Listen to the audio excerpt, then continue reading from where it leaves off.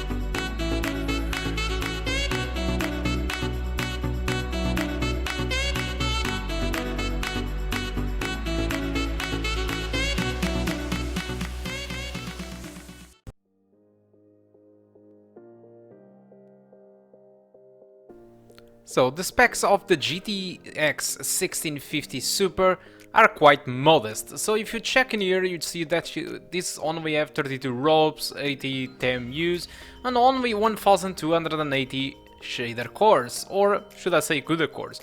The bandwidth is just, the bus within is just 128 bits, but includes GDDR6, which makes the bandwidth at 902 gigabytes per second, which is the same bandwidth as the GTX 1060.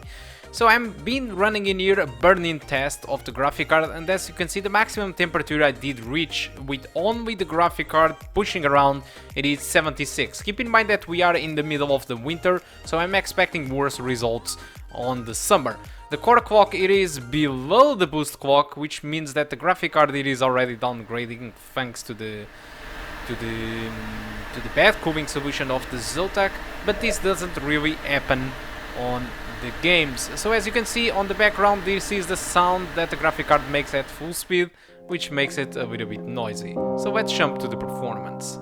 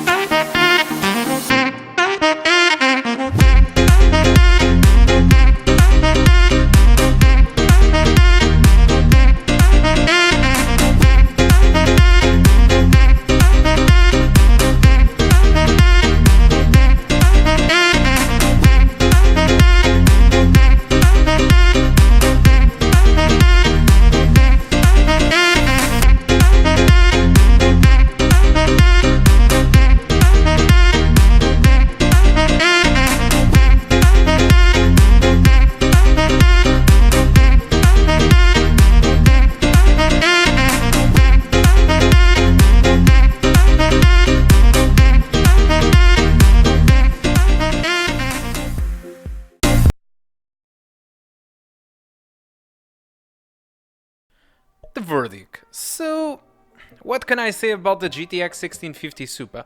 I think it's a decent graphic card for its price, honestly.